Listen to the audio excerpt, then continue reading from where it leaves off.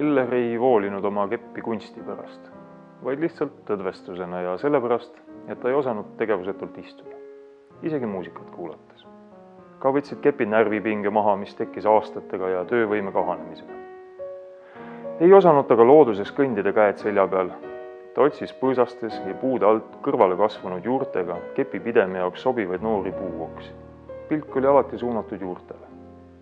Ta ronis ja kõndis tundide viisi ja oli õnnelik, kui tuli nähtavale, higine ja õhetav, selg sageli puuke täis.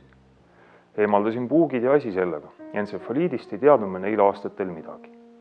Polnud ta ka kunagi suvel haige. Kui ta oli leidnud uue kepi materjali, siis peideti see põõsaste alla, kust me nad järgmistel matkadel ära tõime. Ta ei unustanud neid kohti kunagi. Niisiis osa keppe peideti põõsaste alla, ühe uue kepi võttis ta ise kätte, mina sain kepi, millega ta oli kodust välja tulnud. Kõik vajaminevad esemed olid ka alati minu kanda. Eller kandis ainult üht sobivat kerget kandekotti, kuhu mahtus ajalehesse mähitud väike saav. Isa kingitud nuga oli tal alati püksitaskus. Kogu see kraam taskutes rikkus muidugi püksijoont. Ta armastas küll ainult kalleid ülikondi, kuid tahtis neid kasutada omal viisil, kas või rikkudes.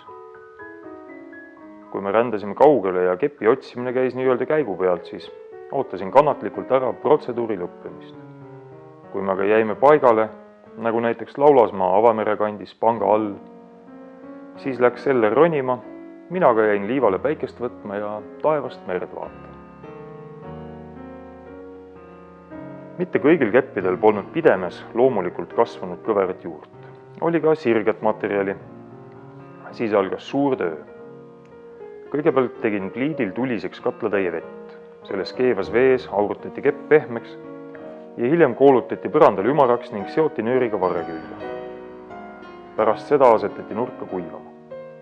Igal kepil oli sama järjekord, mil seda töötlema hakati. Koorima, voolima, auke vahaga täitma, liivapaberiga lihvima, värvima, lakkima. Pisiaukude täitmine nõudis vahel päevi. Kui me sõitsime suvitama, siis oli Elleri ainus mure kokku panna kepiteoks vajalik materjal nagu saed, vaha, liivapaber, värv ja lakk. Rannas leidis Eller puutükke, merevoolitud puud, mis pealt näha näotud ja värvitud. Imestasin, kui ilusaid nuge neist sai töödelda. Ootasin alati huviga, kuidas puu ilu välja koorus.